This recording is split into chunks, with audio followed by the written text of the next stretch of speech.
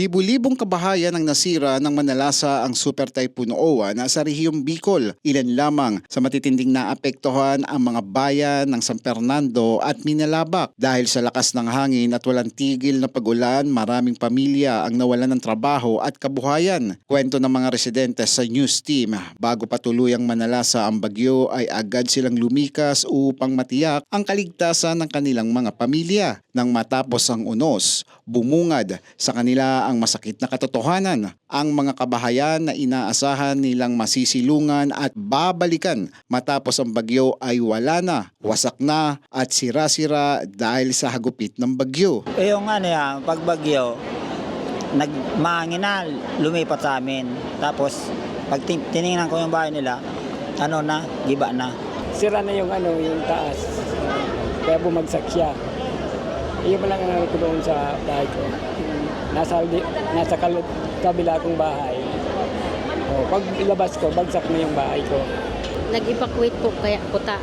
Si Harumi kaya garo naman, mga, na ang mga harigi. Sito pong mga bubong ni, naglupad man. Sakit sa ulo, di ko alam kung ano nang gagawin ko eh. Kung saan ako, pampatay ulit ng bahay.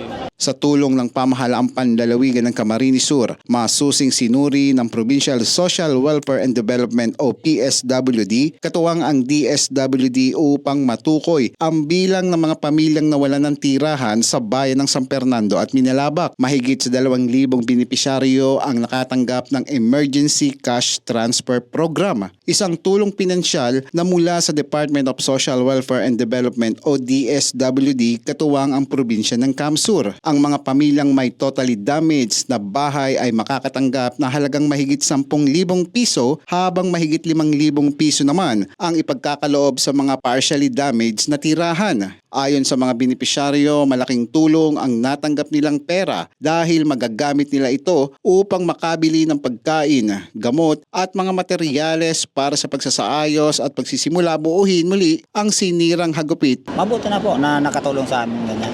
Kapag pa kami, may magasto pa ako doon sa pag ng 40 days ng nanay ko. Saka may paragastos saya sa araw-araw. Papayos ko ng bahay ko, hindi pa ko nakakapatayo. Papalitan ko yung ayos ko ngayong pagkabagyong Makakabakal kami girare ng manggirare sa Laukang Haro. Pangbili ng gamit. Tapos yung mga nasi sa mga bata, yung pangbili ng mga school supply. Yung mga bag nakasira, nabasa lahat. Patuloy pa ring tinitiyak ng probinsya ng Camsur ang agarang pagtugon at pagbibigay suporta sa mga pamilyang naapektuhan upang makabangon mula sa pinsalang dulot ng kalamidad. Nagpapasalamat po kami kay Gob na ganito natulungan kami.